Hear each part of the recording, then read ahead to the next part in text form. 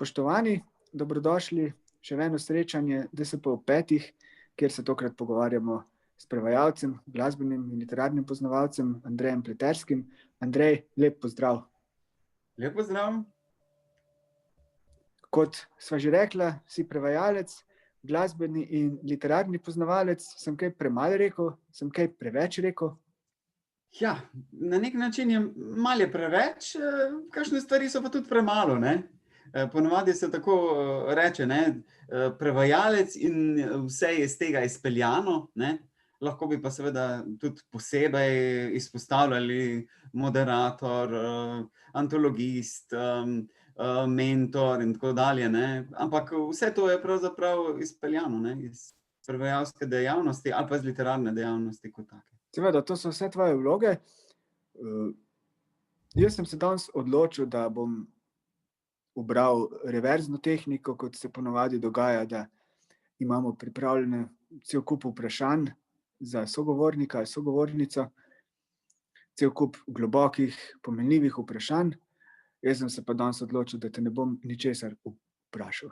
To je malo drugačna taktika, ki zna biti zanimiva, ker se s pomočjo te taktike lahko potem izpelje cel kup vprašanj, katerih se mogoče sicer ne bi dotaknili. Torej, izhajava iz premise, da te ne bom danes ničesar vprašal in se lahko lepo sproščeno pogovarjava o marsičem.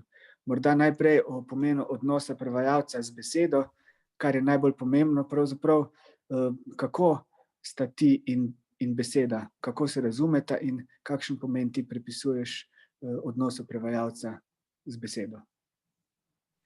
Ja, to sem se velikokrat v različnih obdobjih spraševal, ne, o tem. Na nek način je slovenska kultura, ne, temelječa na jeziku in naša samobitnost in naša sploh identiteta. In mi je bilo mogoče se na momente malo upiralo to, da besedi kot taki dajemo besedo, in ji rečemo, da nekatere besede so lepe, nekatere so grde in iz tega izhaja tudi beseda leposlovje, ne. Ampak vemo pa, da pač je lepota relativna. Tako da sem potem začel nazaj razmišljati, predvsem v tem smislu, od kod meni ta afiniteta, da se nekaj zdrzne v meni ob besedah, ne. In sem potem prišel nazaj do vrtca, praktično iz tistega časa, ne vem, 3-4 leta, ko sem zastrigel ob določenih besedah, ob določenih podtonih, situacijah, ko so bile izrečene. Oziroma od enih ljudi sem ugotovil, da slišim določene besede, ki jih od drugih ne slišim, oziroma celo tako, da od določenih ljudi sem slišal eno besedo samo od njih, ne. In tako se še danes spominjam množice besed, ki so očitno takrat bolj zavibrirale z mano kot s kom drugim, si mislim, ne, danes. Čeprav se mi je takrat zdelo, da vsi tako dojemajo, ne. Se pravi, beseda je bila vedno neka siva eminenca zadaj.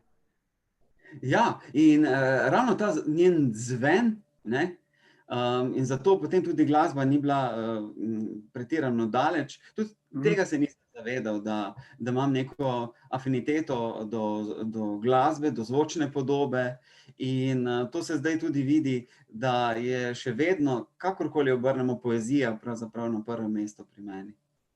Saj imajo besede pravzaprav same po sebi, kot si prej povedal, svoj zven, svojo glasbo, in si, kakor se začneš ukvarjati z besedo, se pravzaprav na nek način ukvarjaš tudi že z glasbo teh besed, ti si pa potem bil še bolj specifičen, ne.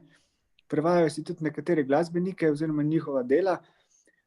Kako je prišlo do te afinitete, da sta se ta dva svetova nekako potem, svet recimo popularne glasbe, kot ji rečemo, pa svet te besede tvoje prevajalske, da sta prišla nekako skupaj v tej obliki? Prevajal si namreč med drugim zelo, zelo zahteven roman Nicka Cavea.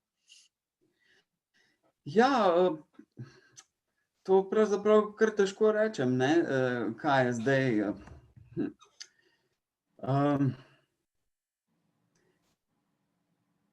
ne vem, želja, da bi, ko sem slišal glasbo, jo tudi videl, ne? Nekako se mi je zdelo, da imam več od posameznih skladb, hkrati spremljam tudi besedilo in vedno mi je bil izziv, da na koncu to besedilo znam, ne? Tako da danes znam pač res zavidljivo število, ne, glasbenih besedil na pamet in nekaj, kar mi je všeč, to dojemam kot nujnost. Potem seveda naslednji korak je pa tudi želja, da bi potem to videl tudi v slovenščini.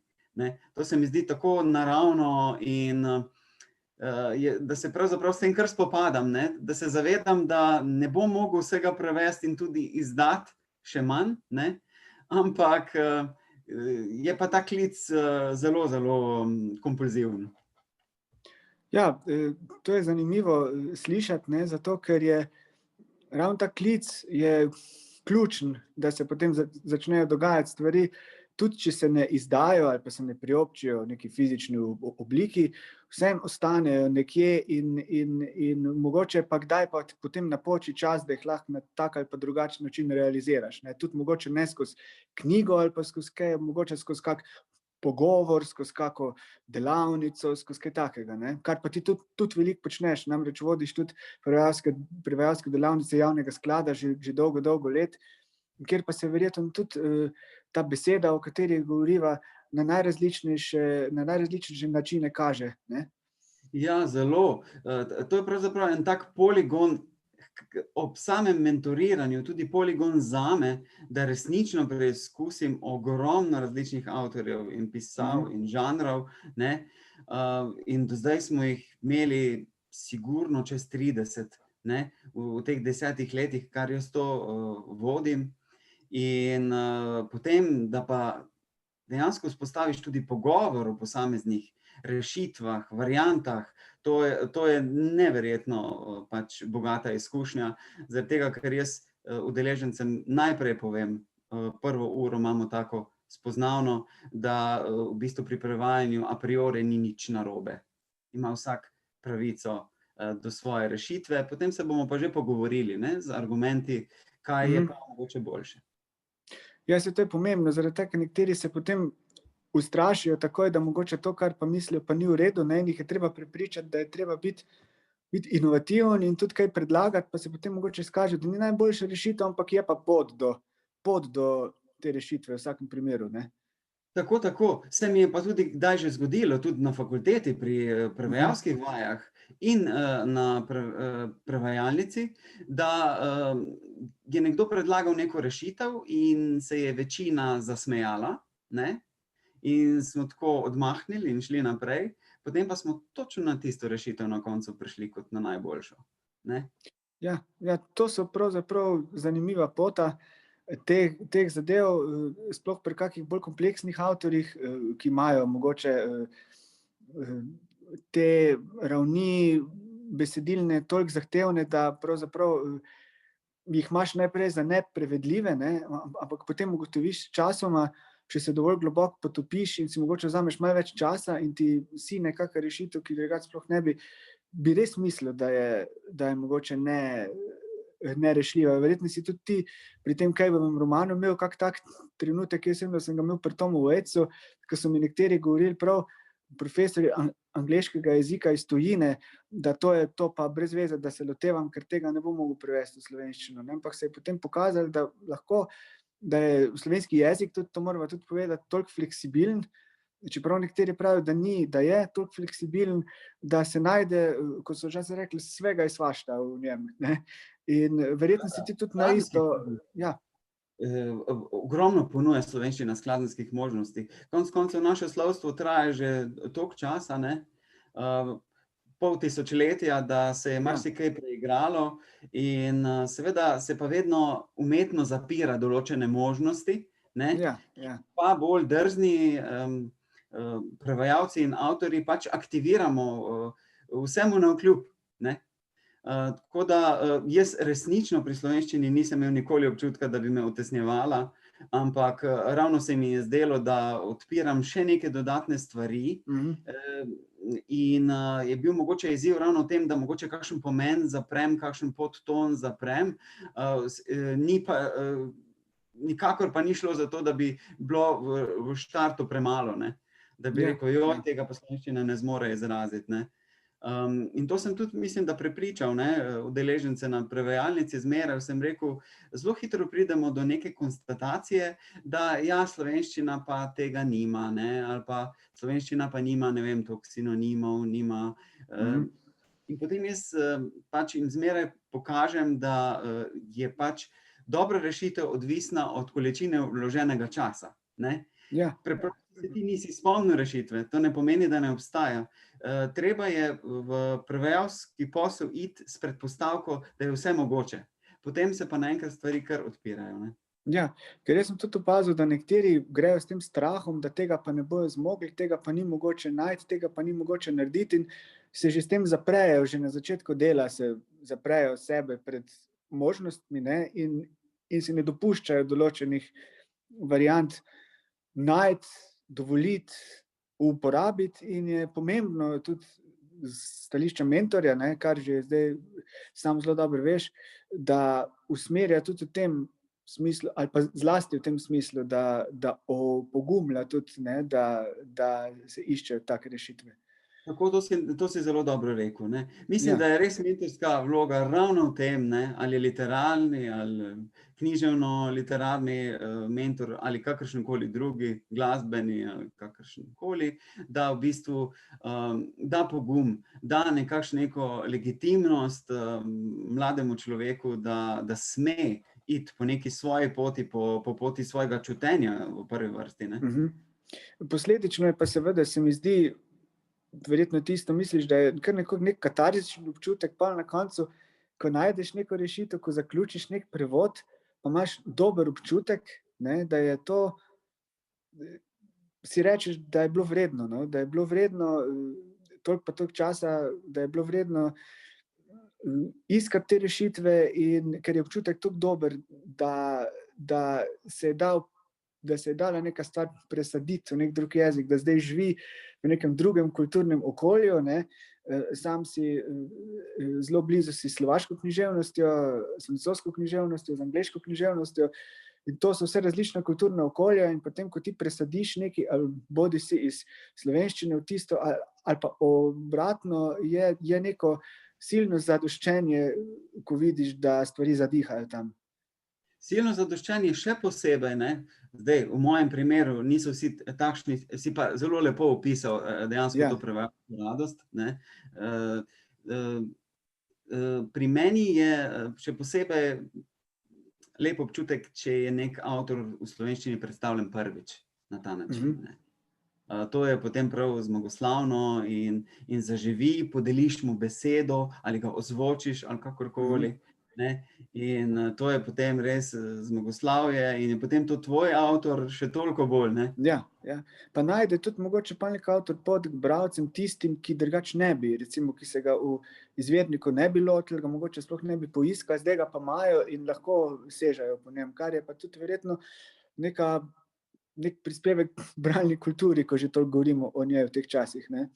Vsekakor in tudi recimo, kljub temu, da ugotavljamo, ne, in tudi raziskave kažejo, da vse več mladih in malo manj mladih bere recimo v angleščini že v izvirniku, poznam kar nekaj izjav takih, ki so potem prebrali to v slovenščini, da so kar priznali, da koliko stvari pravzaprav niso v angleščini zaznali, registrirali, torej je to vprašanje, na kak način so brali, ne. V nematernem jeziku so pač bolj površni, ne. Kar v bistvu pomeni branje na bralnikih, ne. V samem maternem jeziku je torej razlika, bralnik ali fizični zvok. Ja, seveda. Zdaj mogoče še to bi bilo zanimivo omeniti, veliko ljudi meni, da če si glasbenik, nekako ne moreš biti tudi pesnik ali pa pisatelj, pa da ti sploh ti rockerski glasbeniki, ki se pri naju veliko pojavljajo v enem delu, da pa na literarnem področju pa to ni tisto, ne, primerljivo z, ne vem, z nekimi imeni kanoniziranimi. Zdaj, eden od prvih, ki je to podrl, to tezo, je Bob Dylan, ki je dobil Nobelovo nagrado za književnost. Mogoče še pred njim Leonard Cohen, ki je bil že nagrajen literat, preden je sploh se začel ukvarjati z glasbo. Ampak ta domneva je precej zmotna, ne? Da če si pa glasbenik, pa če nisi izvirno se začel ukvarjati z literaturo, pa ne moreš biti toliko dober. To je neka domneva, ki zdaj v sodobnih časih sploh ne zdrži empirično več, ne. Kdor pozna pač razvoj tako glasbe, ne, skozi stoletja kot literature, ve, da sta pač nista šli svojo pot, ampak je ta pot mogoče tudi malo umetno, družbeno tako ustvarjena, ker se je pač iz tega naredila industrija, ne. Ampak vemo, da pač vsa glasba je bila pravzaprav peta včasih, ali pa je bila samo najprej beseda in potem instrument. In vemo, kako je bilo v stari Grčiji, ne? Lira in tako naprej, ne? Od tod sploh pride beseda lirika in tako naprej. In takrat so bili to sami glasbeniki, a ne? Se takrat niso marali ne pete literature, pravzaprav sploh, zelo dolgo časa. In potem trubaduri in tako naprej. Tako da je res popolnoma nesmiselno to ločevati. Vem pa, da je velik problem, če je nekdo bil prej že glasbenik ali celo uspešen glasbenik, da potem nekaj izda neko poezijo, potem se ta poezija zmeraj z neko sumničavostjo obravnava, ne. Ja, ker češ, on je na nekih lestvicah popularnosti se pojavlja, saj ne more imeti te globine, ki je potrebna za liriko, pa ni nujno res, ne. Seveda, ker te zadeve nastajajo čisto iz drugih vzgibov pravzaprav. Zdaj, seveda, ko nek prevod nastane, ga je treba tudi objaviti, recimo, ne, če imaš srečo. In je pomen odnosa prevajalca z založbami kar pomemben faktor tu. Zdaj, mogoče bi o tem kako besedo rekla, kako ti vidiš to problematiko, ta bilateralen odnos prevajalca z založbami, odvisnost politike založb in tako naprej. Verjetno je to kar pomemben faktor, ne samo v teh časih, ampak je že včasih bil, ne, kako nek prevod potem sploh pride do bralca, na kak način in kdo ima pri tem glavno besedo. Verjetno ne vedno prevajalec, ne. Ja, izjemno kompleksno vprašanje, v bistvu zaradi tega, ker saj vemo, da v grobem lahko ločujemo prevode, ki jih je prevajalec sam predlagal in tiste, ki jih je dobil po naročilu, in že to je popolnoma spremeni naravo tega odnosa v eno in drugo smer. Potem pa še to, da se založbe porajajo in zamirajo, ne, da se spreminjajo njihovi programi, da se spreminja uredniški sestav, ne. In potem to seveda zelo vpliva na prevajalce v tem smislu, da ko iščejo svoje predloge ali pa založnika za svoje predloge, jim to zelo meša štrene, ne. Vse te spremembe, ki smo jim pač v kapitalizmu toliko bolj priča, ne, ki je zelo neizprosno. Kar pa se tiče recimo samega dela z uredniki, to pa tudi iz pričevanj recimo starejših kolegov vidim, kako zelo se je spremenil ta odnos urednik, prevajalec ali avtor in tudi ostali akterji, ne, v tem procesu. Ni mogoče primerjati, ne, včasih mi razlagajo, so imeli po 6 sestankov z nekim urednikom, katerim so debatirali, kaj bi bilo primerno izdati, pa kako, pa ne vem, celo prevajalska strategija in tako naprej. In celo neki vzorčni prevodi in sta skupaj gledala in zdaj pa pač predlagaš, vzame ali ne vzame in potem pošlješ prevod in nekaj je popravljeno in potem je natisnjeno, ne. Zelo malo je tistega stika, kaj šele živega z urednikom. Predvsem mladi prevajalci ali mladi avtorji bi pa to strašno potrebovali. Ker sva ravno omenila že avtorja, ne, tudi ti si zagovornik tega, da če je le možno, da ima prevajalec stik z avtorjem, ne. Seveda, če ne prevajaš nekega avtorja, ki je preminil že pred 200 in več leti, recimo, če pa gre za sodobnega avtorja pa avtorico, je pa pomemben ta odnos tudi prevajalca in avtorja v samem procesu prevajanja nekega dela, ne. Zdaj različen je tudi od avtorja odvisno, recimo, če je bolj komunikativen, več pripravljen pomagati ali pa mogoče sploh ne, ne. Kakšne so tvoje izkušnje na tem področju? Ja, jaz sem res zelo veliko z avtorji sodeloval. Bil mi je tudi prevajanje nekaj časa tudi način, da spoznam avtorje, ne.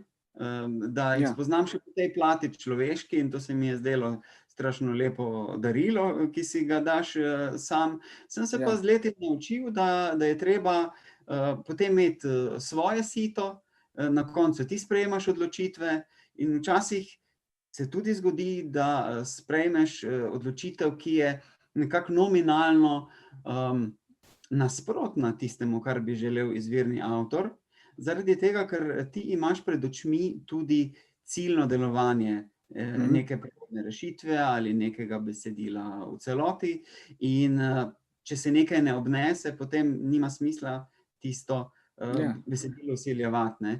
Bili so določeni avtorji, ki so recimo zelo izrecno želeli določene rešitve, določene smeri, interpretacije. So pa tudi določeni avtorji, pri katerih sem imel občutek, da sem na istem kot prej, ker so tako zelo demokratično, šli v dialog in rekli, da preprosto zaupajo in da, daj nekaj, kar pač, se bo na koncu obneslo, to je edino merilo, ne. ja.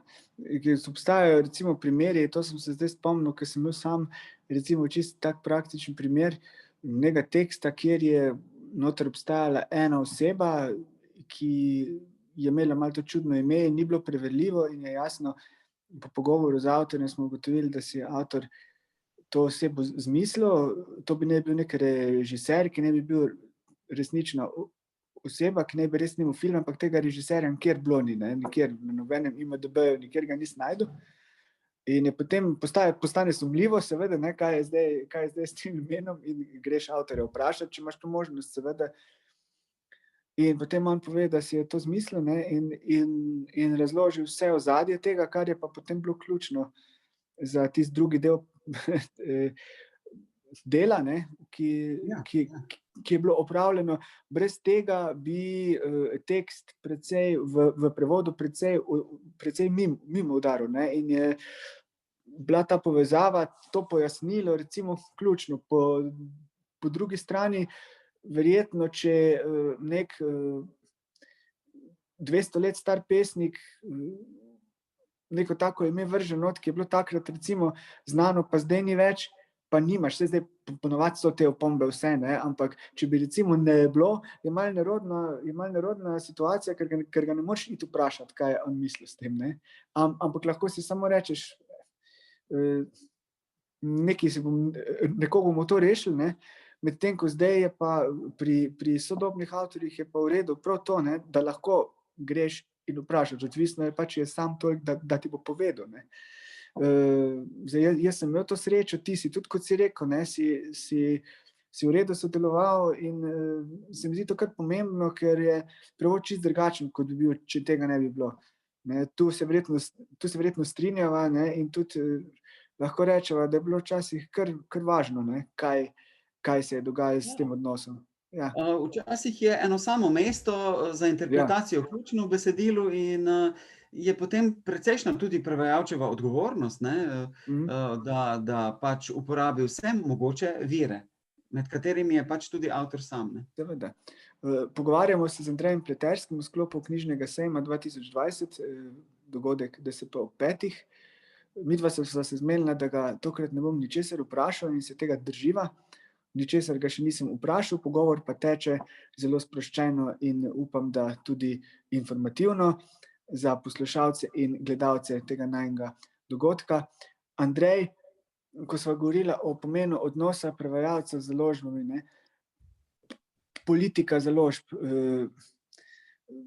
pri določenih, recimo temu, klasičnih tekstih ali pa manj klasičnih tekstih, manj konvencionalnih tekstih, se zna, kot sva rekla, je odvisno, kdo je urednik, kakšna je uredniška politika, kako pristopiš k temu, ali ti mogoče sami naročijo, ali sam predlagaš. Koliko je bilo tega odstotka, recimo, tak iz glave, da si ti pristopil s tekstom k uredniku, ali pa da so te oni poklicali, pa so rekli, zdaj bi pa radi tebe, da nam prevedeš tole knjigo. Kakor vem, ne, si ti rad bil tisti, ki si šel tja in povedal, da tole bi pa jaz delal. Ja, in jaz, ko se pogovarjam s kolegi, kar ne morem verjeti, da sem v manjšini. Jaz sem si mislil, da so večina taki kot jaz, ne. Pri kolegih sem mislil, da to, kar prevajajo, so sami predlagali, ne. Kljub temu, da je velikokrat šlo za neke zelo znane, razvpite ali nagrajene avtorje. No, v mojem primeru pa vsaj 80%, verjetno pa še več, sem predlagal sam, ne. In to so seveda pač avtorji, ki niso na prvo žogo, nihče med njimi. Edino pri slovaški literaturi je pa šlo za zapolnjevanje nekih belih lis, kjer sem pač res tiste temeljne avtorje želel, da so v slovenščini končno zastopani. Ko sva pri zapolnjevanju list, ne, to si fajn povedal, da lahko zdaj naveževa na en sklop, ki ni vprašanje, ker te tokrat ne sprašujem, ampak veliki tekst, meni se pojavi to vedno v mislih, ko slišim o zapolnjevanju praznin, na določenem literarnem prostoru, v določenih literarnih knjižnicah narodov in narodnosti. Veliki tekst je zadeva, pri kateri so se lomila kopja naše tuje književnosti ogromno skozi stoletja. Zdaj mi ga kot nismo imeli oziroma ga še nimamo, po drugi strani neke variante so nastajale že od Prešerna naprej. Borisa Novak je zdaj s svojim epom obsežnim zapolnil eno veliko vrzel zgodovine 20. stoletja predvsem, kar je pravzaprav zelo nujno bilo, ne. In zanima me pa, kakšen odnos imaš ti do tega vprašanja kot prevajalec, kot bralec, kot poznavalec in kakšna se ti zdi neka elokvenca literarne zgodovine pri tem, v zvezi s tem vprašanjem? To ni vprašanje, ker te ne sprašujem, ampak recimo neka iztočnica za najin pogovor. Ja, pri teh velikih tekstih seveda, ko se razgleduješ po nekih tujih literaturah, ugotoviš, da določene stvari v slovenščino še niso prevedene in včasih se ti zdi to čudno, včasih pa ti je razumljivo, ker vendarle gre za majhno kulturo, majhen prevodni sistem in ne moremo prevesti vsega. In ker ne moremo prevesti vsega, potem dejansko moramo nekaj izbirati.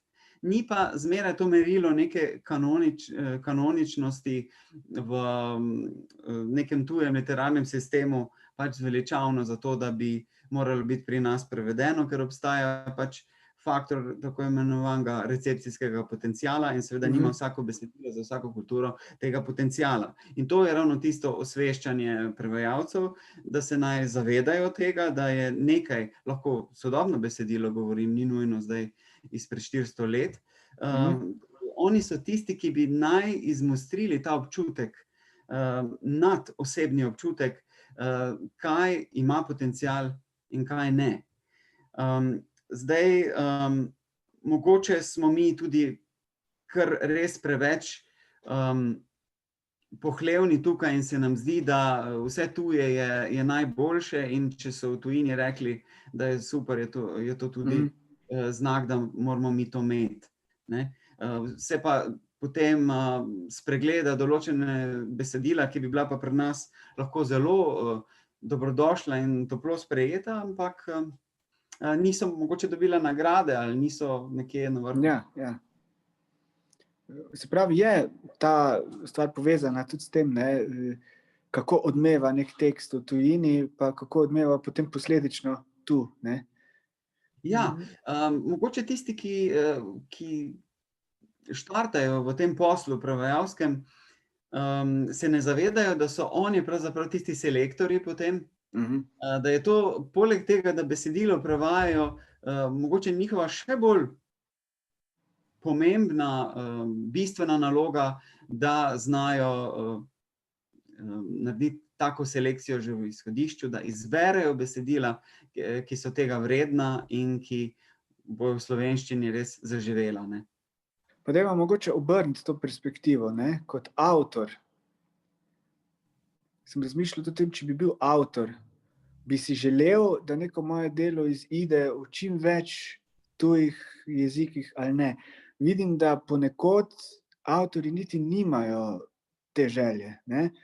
Ni vedno nujno, da če si nek avtor, da si pa želiš zdaj, da je pa tvoje delo widely known, da je znano v širšem jezikovnem kontekstu, v ne vem katerih vseh jezikovnih okoljih svetovnih. Pa me zanima, ne vem, če bi bil ti avtor, kako bi gledal, zdaj ravno zato sprašujem, ker si prevajalec, kako bi gledal na to, da je opcija, da nek tvoj tekst, recimo, da si v Španiji, ali pa da si v Franciji, ali pa da si v Italiji, ali pa da si na Slovaškem, ali pa na Češkem, vse ni to pomembno zdaj, prišel v kar največ novih jezikovnih okolij. Bi to tebi bilo recimo zanimivo, ali bi rekel, pa sej to ni pravzaprav nujno za moj tekst? Veš kaj, jaz se s tem tako in tako soočam pri prevajanju slovenskih avtorjev. In imam empirične, neposredne izkušnje, ne, s tem, kako naši avtorji gledajo na promocijo sebe vobče, ne samo prevodov, ampak tudi udeleževanja festivalov in antologij, ne vem česa. In vidim, da nekaterim avtorjem to ne pomeni kaj dosti, ne. In zanimivo je, da je med njimi nekaj ravno najboljših slovenskih avtorjev, ne.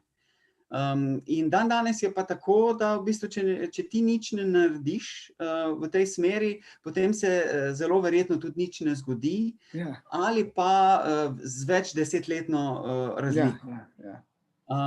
Zdaj pa jaz kot prevajalec, če vidim, da je slovenski avtor dober in seveda, kot sem prej rekel, ne, da presodim, da ima ta potencial, potem bi ga seveda strašno rad, ne, plasiral, velikokrat brez njegove pomoči. In seveda, to pa sploh ni treba omenjati, brez pomoči javne agencije, to preprosto ni mogoče, ne. Zato lahko vidimo, koliko faktorjev pravzaprav se mora pokriti, da na koncu ena lahko zelo tanka knjižica ugleda luč sveta, ne, kjerkoli. Zdaj prav, to je poleg volje samega avtorja še toliko drugih okoliščin, ne, da pravzaprav zdaj sama želja je samo uvod v vso to mašinerijo. Včasih preprosto ni prevajalcev, ne. S tem se nenehno soočamo v Sloveniji. V določena kulturna okolja nimamo prevajalcev, ali pa recimo, če govoriva o poeziji, imamo samo take, ki prevajajo samo prozo, in potem lahko nastane ena strašna vrzel, tudi 50-letna, tudi 100-letna, ko v nek kulturni prostor, ki nam vendarle ni tako oddaljen, ni prevedeno recimo nobeno pesniško delo, ne. Predvsem poezija je tukaj strašno na milost in nemilost prepuščena neki senzibilnosti prevajalca. In seveda, čisto statistično gledano, jih je manj tistih, ki imajo ta čut. Sploh tak čut, da bi se upoštevali vsi številni faktorji, ki pripeljejo k temu, da je potem poezija prevedena tako, kot recimo naj bi bila, da se upošteva neka forma izvirnika, kot si ga je avtor tudi zamislil in tako naprej. Seveda dobesedno se ne da prevajati poezije, ne. In je treba res biti zelo subtilen in previden pri teh stvareh. To si tudi dobro rekel, ker v bistvu na drugi strani pa, če imamo prevod, ne, lahko slab prevod naredi večjo škodo. Več škode, kot če ga ne bi sploh imeli. Kot če ga ne bi bilo, ne, ker potem rečejo, ta avtor pa je brezvezen, ne. Ga ne bomo več izdali, ne prevajali. In je lahko čisto napačna informacija, ne, o tem avtorju. Napačna, zelo zavajajoča, in to se je seveda kar nekajkrat zgodilo, ne, v primeru naših avtorjev.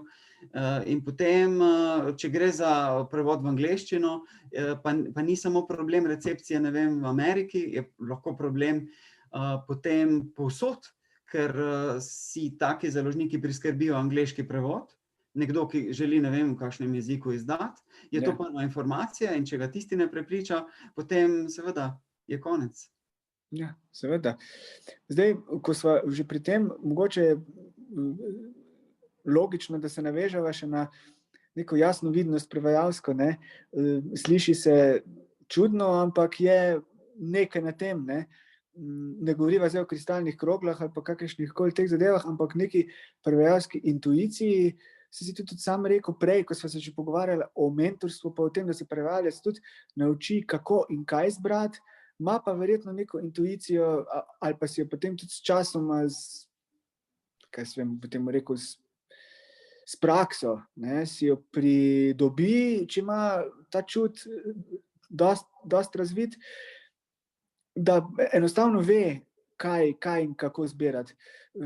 Kako je s to jasnovidnostjo pri tebi? Ti si rekel, da pač si ne zbiraš nikoli lažjih poti, ne? Ja, to si pa še vedno ne, čeprav bi si želel, recimo vseeno delam na tem, ne, bi bilo življenje lažje. Ja, vendarle z leti so stvari vse te lažje, ne, intuicija je boljša, potem tudi, ne vem, če govoriva zdaj čisto tehnično, tudi načini iskanja določenih virov in rešitev so bolj izbrušeni in tako. Kar pa se tiče, recimo na nivoju, kar si verjetno mislil, izbiranja besedil, je pa recimo, kar bi polagal na dušo nekim mlajšim prevajalcem, da ne nasedajo toliko na nagrade in mislim, da se tudi uredniki, tisti odgovorni, najboljši slovenski uredniki, tudi ne zanašajo toliko na nagrade, kot so se mogoče še pred kakšnimi 10-15 leti, to sem opazil. Kljub temu, da pač določeni razpisi k temu strašno so. Ja, seveda, ker če je neki nagrajen tekst, prinese tudi že avtomatično neko subvencijo, s katero se potem lažje tekst pojavi v knjigi, ne, kot pa bi se, če ne bi teh zadev bilo. Zdaj je pa tudi prevajalca, pa založbe je pa odvisno tudi od širokoglednosti urednikov ali urednic, ne, ali so pripravljeni potem tvegati, ne, in objaviti nek tekst, ki je mogoče boljši kot tekst, ki je dobil nagrado, pa bojo vedeli, da mogoče te subvencije ne bo ali pa bo nižja, ampak bo pa prišel do bralcev nek tekst, ki je vreden, da ga berejo in vedno znova segajo po njem. Ja, seveda to ne pomeni, da ne pregledam besedil, ki dobijo najpomembnejše nagrade, ne. To sigurno, ampak gledam pa tudi na odziv ali pa na branost, ali pa konec koncev tudi na ocene na internetu, ne vem, ne. Goodreads in podobno, pogledam, kaj mislijo bralci, pogledam čisto konkretno. Dandanes pri tej intuiciji se mi zdi, da njim zaupam, vsaj trenutno je tako, veliko bolj kot vsem agentom, kot vsem urednikom in nagradam.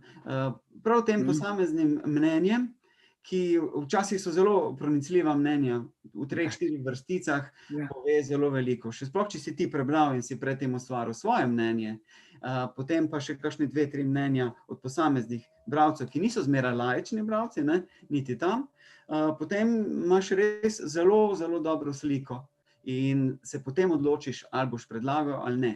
V mojem primeru, kar jaz predlagam, je pač res šlo že skozi zelo huda sita. Ja. Saj najhujše sito je pravzaprav osebno prevajalčevo sito, ne. Ker če ti tekst ne leži, če se ne moreš z njim spogledati na tak način, kot bi hotel, pol je verjetno ni dobro, da se siliš tja, ne. Saj veliko jih dela pač tudi čisto tehnično, ne, ampak na koncu je verjetno le boljše, da sta prevajalec in tekst nekoliko zbližana na nek tak način, ne, da. To dobro praviš, zaradi tega, ker to je problematika ravno pri tem, če dobiš neko besedilo po naročilu, ne. Moja teza je, in tudi pri opažanju prevodov, da je to redkokdaj uspešna kombinacija, ne. Lahko je zelo dober prevajalec, ampak dandanes nimaš ti časa, da boš pol leta raziskoval, se vživljal, poglabljal v neko delo, moraš začeti že delati. In za ta bo ni najbolj, pač ne nastaja najboljše besedilo, ne. In tudi ne vem, koliko faz si ne moreš več privoščiti, to jaz samo opažam. Včasih sem imel na primer 6 faz pri prevajanju nekega daljšega besedila, zdaj, če utegnem 4 faze narediti, je že veliko, ne.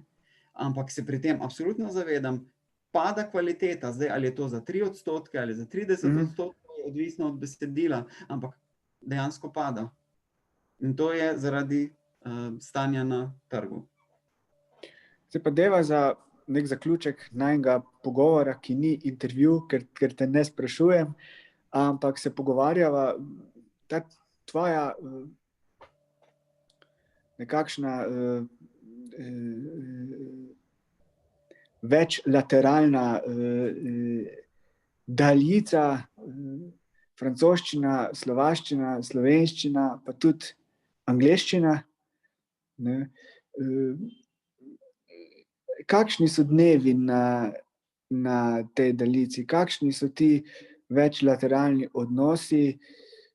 Verjetno je odvisno od obdobja, kaj delaš, kako, kaj se dogaja pravzaprav v tvoji delavnici, ne, zdaj bom rekel delavnici v narekovaju, ampak je pa zanimivo verjetno več jezikov prevajati, se ne spogledovati z vsemi naenkrat, ne, ampak verjetno so neka obdobja, kot je neki jezik bolj blizu, neki jezik mogoče takrat ne, ko se mogoče ne bi lotil kakega prevoda iz angleščine ali pa v angleščino, bi se pa z veseljem lotil v slovaščino ali pa iz nje, podobno s francoščino verjetno, pa verjetno je pa tudi kak dan, ko je materin jezik, ne, tudi na tej tehtnici, ko se ne počuti mogoče najbolj domače, pa bi se moral ali pa se ne. Povej, kako se ti znajdeš na teh daljicah, ne bom zdaj rekel premicah, ker niso neskončne, ampak so vedno omejene z nekim časom, ampak kakšen je tvoj sprehod po teh razmerjih? Ja, zdaj po svoji naravi, jaz ne vem, tudi spet mi razkrivajo kaj pogovori s kolegi, ki so pač zdaj trenutno še kar redki, ampak da nekateri prevajalci so kar zadovoljni, jaz med njimi nisem, da imajo eno daljše besedilo in ga prevajajo tudi 2 leti ali 3. Jaz sem pa med tistimi, ki imam kar rad, da preklapljam, ne, med žanri, med besedili, med jeziki. In tako da je v bistvu idealno, če je vsega po malem, pri čemer jaz zmeraj poudarjam, zame je vedno osnova slovenščina. Kamorkoli se bom podal in ne glede na smer iz, v, je slovenščina tista, ki je moj bazen, ne, iz katerega bom na koncu pač črpal v vsakem primeru. In zato tudi pač veliko berem, ne, slovenske poezije, proze, to zmeraj veliko in moram reči, da skušam biti tudi po prevajalski plati, ampak tudi po tej kondiciji, v stiku z najsodobnejšo, tisto, ki se zdaj ustvarja in sprotno produkcijo. To mislim, da je, koliko sklepam po ostalih prevajalcih, precej redko, ne. Da bi neki prevajalec, je ponavadi zazrt, ne vem, v francoski prostor, v ameriški prostor in tam gleda, kaj se dogaja in kaj bi lahko bilo zanimivo za nas. Jaz gledam v slovenskega, enako sem zazrt, ne. Je pa ob tem seveda malo redukcionistično, ne, če bi zdaj govoril samo res o jezikih, ampak tudi o kulturnih prostorih.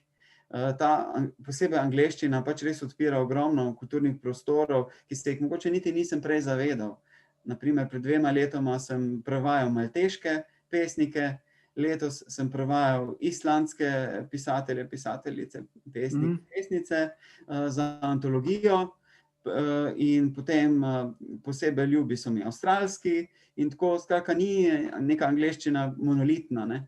Pravzaprav recimo trenutno prevajam škotsko kratko prozo in to so različne angleščine, že znotraj angleščine. Ja, seveda, Res posebna kulturna znanja in poznavanje njihovih posameznih književnosti, posebej škotsko, posebej avstralsko, posebej malteško, ne.